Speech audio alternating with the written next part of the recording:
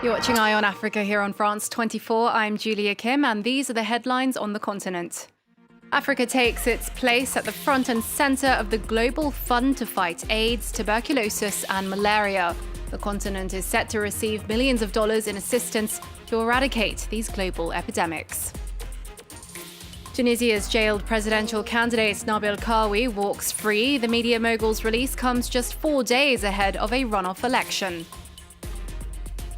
And Burundian refugees in Tanzania begin to return home after fleeing 2015's political violence. But questions remain as to whether their repatriation is voluntary. Africa is in the spotlight at this year's Global Fund to fight AIDS, tuberculosis and malaria. The 2-day event in Lyon is aiming to raise $14 billion to eradicate these epidemics. 18 of France's 19 priority countries for assistance are in Africa, where deaths from the diseases remain high. Of the three, malaria is considered the most overlooked. Only 3 African countries have introduced vaccines for malaria, which kills 1 child globally every 2 minutes. But as Peter O'Brien explains, a recent report has suggested it can be eradicated by 2050. This tiny insect infects and kills a staggering number of people. But malaria, compared to other health problems, is a neglected cause. This is despite the fact that it's relatively easy to prevent, and the interventions that work have already been identified. With this in mind, global health experts have come together to set an ambitious target for its eradication. For too long, malaria eradication has been a distant dream. But now we have evidence that malaria can and should be eradicated by 2050. Malaria infected more than 200 million people 2 years ago and killed more than 400,000 of them, mostly babies and children in the poorest parts of Africa. These totals haven't changed significantly since 2016, but previously they'd fallen steadily. The report says around 1.8 billion euros more a year is needed to wipe out the disease by 2050, contradicting the World Health Organization's own assessment, published a few weeks ago, which said setting goals could lead to frustration. Insecticide-treated nets are one of the world's most cost-effective and reliable health interventions. It costs charities like the Against Malaria Foundation less than €5 to manufacture and deliver a bed net, and it's estimated to cost €3,000 to save a life this way. By contrast, national health services in Europe will spend up to €30,000 for just 1 year of healthy life saved. Well, several African heads of state are also participating in the conference. Nearly 3/4 of the money raised will help battle these epidemics on the continent. France 24's Julia Seeger is in the French city of Lyon for us. She also met with one prominent campaigner fighting malaria. Several African heads of state have come here in Lyon to meet with the French President Emmanuel Macron. Among others, we saw Paul Biya of Cameroon, but also Mr. Touadéra of the Central African Republic and Mr. Issoufou of Niger. They are expected to unveil how much money they intend to give to the Global Fund for the next 3 years, knowing that the Global Fund's aim is to reach $14 billion to try to eradicate those 3 diseases, namely HIV/AIDS, malaria, but also TB. Money is definitely important in the fight against these 3 diseases, but what's also crucial is the work that's being done on the ground by individuals who have been personally affected by the disease. We met, for instance, with El Hadj Diop. He's the president of a local association in Senegal that's fighting against malaria. He decided to join the fight after he lost his 12-year-old daughter in just 2 days. And he told us more about what he's doing on the ground.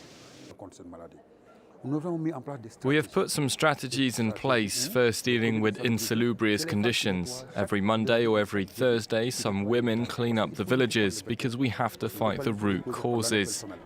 Malaria is caused by female mosquitoes, so we have to destroy them, which is difficult, but we can do it. Then, we need to provide mosquito nets, but they're relatively expensive. The Global Fund subsidizes these nets every 2 years in a worldwide campaign. Africa is definitely at the heart of this 6th replenishment conference of the Global Fund. This especially knowing that 72% of the entire budget is dedicated to the continent, the African continent, which is the most affected by all 3 diseases. Now, he ran his election campaign from behind bars, but from today, Nabil Karoui will be able to run for president as a free man. Just days ahead of Tunisia's runoff election, an appeals court has freed the media mogul. Karoui was jailed on suspicion of tax evasion and money laundering in August, before the first round of voting. His supporters have cried foul, calling the move politically motivated. Karoui will now face independent candidate Kais Saied in Sunday's second round vote. Sam Bradpeace reports. Nabil Karoui has spent most of his presidential campaign in prison. Detained since August on charges of money laundering and tax evasion, the 56-year-old media mogul has walked free after an appeals court decision. Despite his incarceration, Karoui took 15.6% of the vote in the first round of the election 3 weeks ago and is facing retired law professor Kais Saied on 18.4% in the final runoff on Sunday. The original case against Karoui was brought 3 years ago by NGO Transparency International. He has denied all wrongdoing, but judges had previously denied 4 requests to release Karoui, whose defenders say the charges are politically motivated. It's a political decision. A political decision with the goal to eliminate a political party. We've already said that the Ennahda-led coalition rejects the principle of a peaceful handover of power.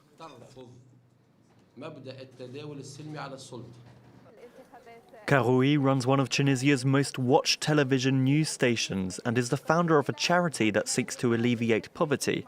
His critics say he is a populist, manipulating both of these instruments for political gain. Having spent his campaign behind bars, Karoui could have legal grounds to appeal Sunday's result if he loses. If a new president is not sworn in within 45 days of the vote, the public must go to the ballot again. Well, it's dark days indeed for Zimbabwe. The country has quadrupled electricity tariffs amid crippling power shortages and daily blackouts. Some areas have been plunged into darkness for up to 18 hours a day.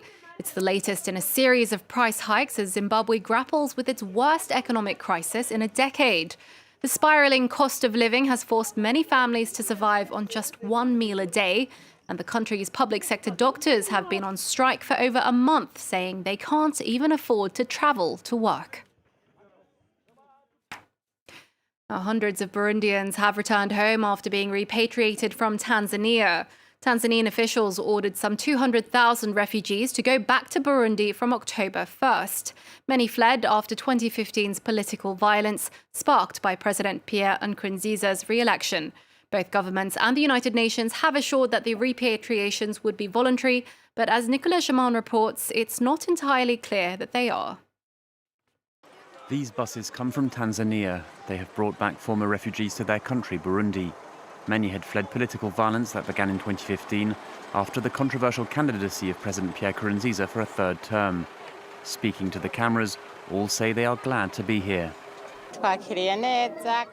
They have welcomed us, and we are full of joy to be back in our country. But some fear these repatriations are forced. The UN Refugee Agency said conditions were not conducive to promote refugee returns. The Tanzanian government, which is close to Nkurunziza, said in August that the 200,000 Burundian refugees on its territory would start going home in October. Some of their houses have been looted or damaged during their absence. Sometimes those who are repatriated find their homes destroyed. We have asked neighbours to help them gather branches and straw to build huts, while their homes are waiting to be reconstructed. Pierre Nkurunziza wants the refugees to return because it would imply that tensions have diminished in Burundi 8 months before the presidential election. This week, 4 Imbonerakure, members of the ruling party's youth league, were sentenced to life in prison for the murder of an opposition politician. The Imbonerakure are often blamed for being those who forced the refugees to flee their country in the first place. The United Nations described them as a militia.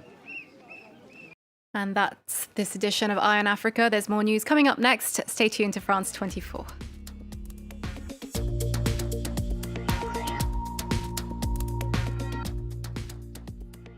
The rooftops of the Casbah in this part of Algiers are 3,000 years old and on UNESCO's list of World Heritage Sites.